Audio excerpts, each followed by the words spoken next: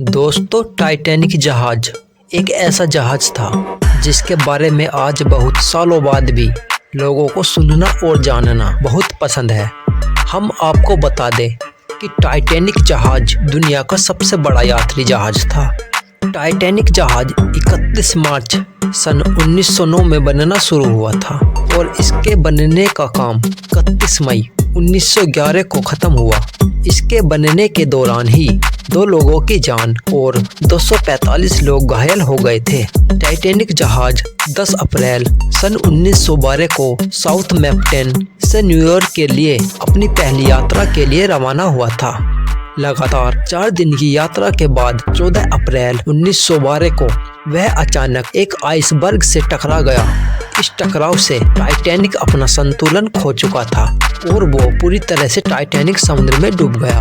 Titanic जहाज का समुद्र में डूबने से 1517 लोगों की मौत हो गई थी और टाइटैनिक जहाज का पहला सफर ही उसका आखिरी सफर बन गया। वैज्ञानिकों का कहना है कि टाइटैनिक के दुर्घटनाग्रस्त होने के दौरान कुछ बहुत बड़ी गलतियां हुई थी जिन्हें नजरअंदाज किया गया था। अगर ध्यान दिया गया होता तो बहुत लोगों की जान बच सकती थी। टाइटैनिक जहाज का डिजाइन कुछ इस तरह का था कि इस पर आराम से 64 लाइफ बोट लाई जा सकती थी, लेकिन इसे नजरअंदाज किया गया और सिर्फ 20 लाइफ बोट ही लाई गई थी। टाइटैनिक जहाज डूबते टाइम जल्दबाजी में लाइफ बोट को यात्रियों से पूरा नहीं भरा गया। कुछ गिने चुने लोगों को ही बोट में बैठाकर ले जाया गया, जिस वजह से मरने वालों यात्रियों की संख्या बढ़ गई थी। टाइटैनिक जहाज के दुर्घटनाग्रस्त होने से पहले ही टाइटैनिक के आगे आइसबर्ग के होने की वार्निंग दी गई थी, लेकिन जहाज के सदस्यों ने इसे नजरअंदाज कर दिया। जहाज के कुछ सदस्यों का कहना था कि आइसबर्ग दिखने पर ऑफिसर्स ने 30 सेकंड पहले इंजन को रिवर्स चलाने का ऑर्डर दिया था, पर आइसबर्ग से बचने के लिए ये टाइम बहुत कम था। अगर 1 मिनट पहले आइसबर्ग दिख जाता तो शायद टाइटैनिक जहाज डूबने से बच जाता।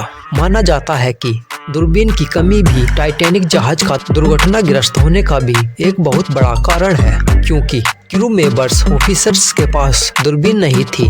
बताया जाता है कि जिस लॉकर में दूरबीन थी उसकी चाबी गुम हो गई थी, वरना दूरबीन की मदद से ऑफिसर्स आइसबर्ग दिख जाता।